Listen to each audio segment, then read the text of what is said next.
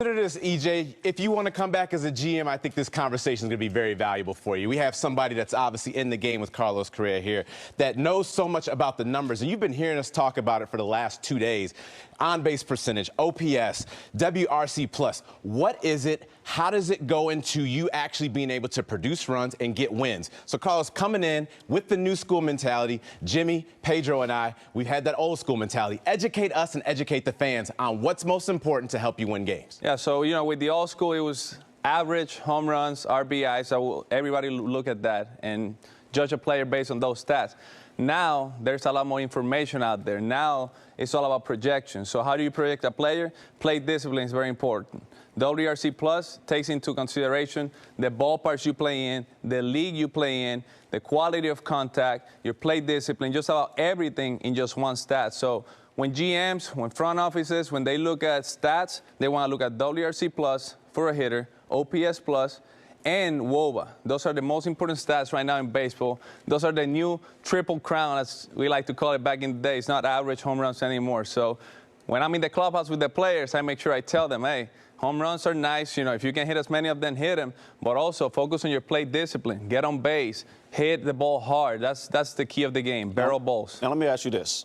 If I'm a player in today's game, and for the fans to understand, you're using the acronyms WRC, WOBA, what does that mean, and how do I use that to my advantage to say I want to make 150, I want to make $200 million? What do I need to do? So that's how you start a conversation with a player right away. When I go into a clubhouse, right? This year I went to with the Minnesota Twins, and the first thing I tell a player is, hey, you want to make X amount of money?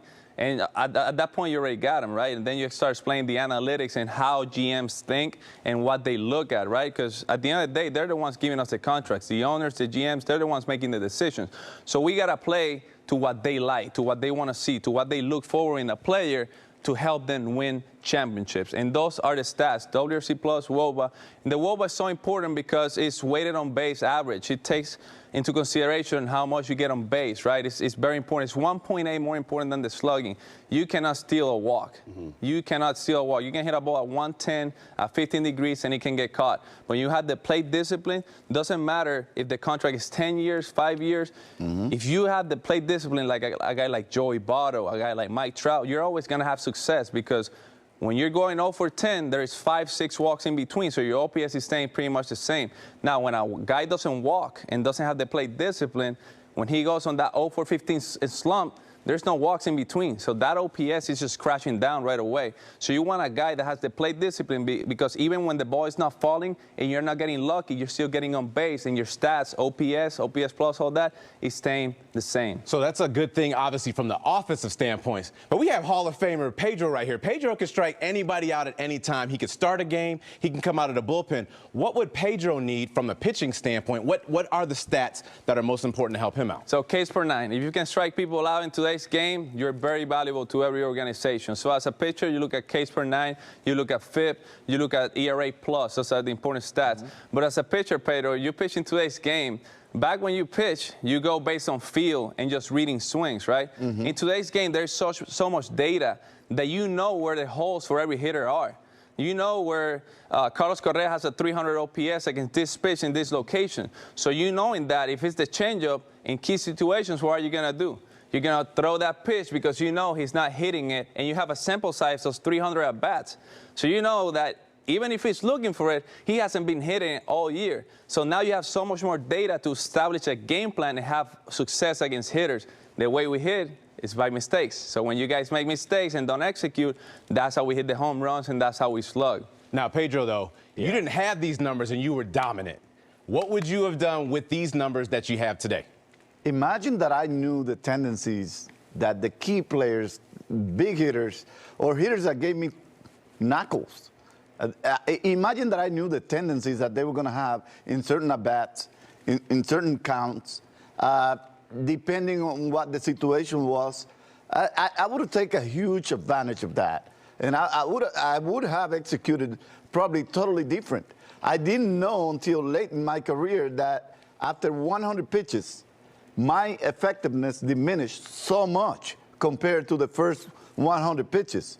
And imagine what Boston would have done, knowing that I was going to become less effective towards the end of the game. And I was normally in the 7th, 8th inning. I was really economic with my pitches.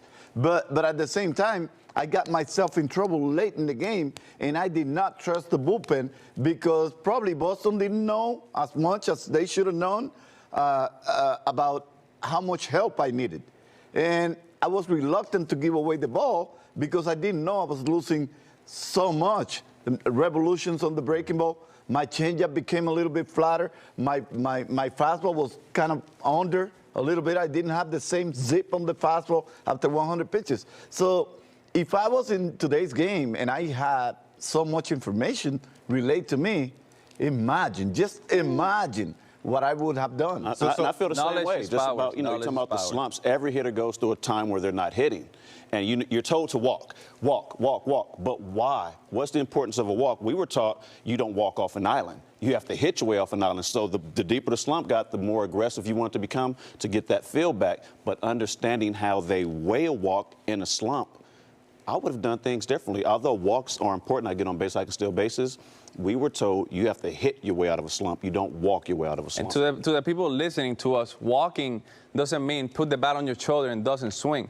Walking means that you're willing to give up those borderline pitches because you do no damage with those pitches, and you're creating that tunnel from where the pitcher is throwing the ball. You're creating that tunnel in the center of the plate, and that's where we do damage. When you look at the OPS on pitches middle, it's very high. When you're on hitters count, it's even higher. So you're willing to give up those borderline pitches because there is no damage on that, and you're only swinging at the pitches you can do damage with. And that's how you walk. You take the borderline pitches, you don't swing at the pitches that are way out of the plate, and that's how you have success at the plate in today's game. And to wrap with that, everything still comes back to some of the basics. This plate is still the same plate. Pedro is trying to throw the ball over the plate. Yep. We as hitters are trying to swing at the ball over the plate. But what the numbers have shown, the better we can be disciplined here when he's trying to throw it there and we can attack it, put a good swing on it, and drive the baseball, that's where we're going to have the most success to win. So it's a mix in the old and the new. Carlos, appreciate you bringing all that knowledge because it's a lot of stuff that I didn't know. Jimmy and Pedro, I'm not sure how much you knew. And for Ernie, you're going to be a new GM. Please sign us in free agency. We have one for sure right here, and Jimmy and I are coming back, and you know I've been working out, Ernie. Those wiffle ball swings and misses, I figured it out.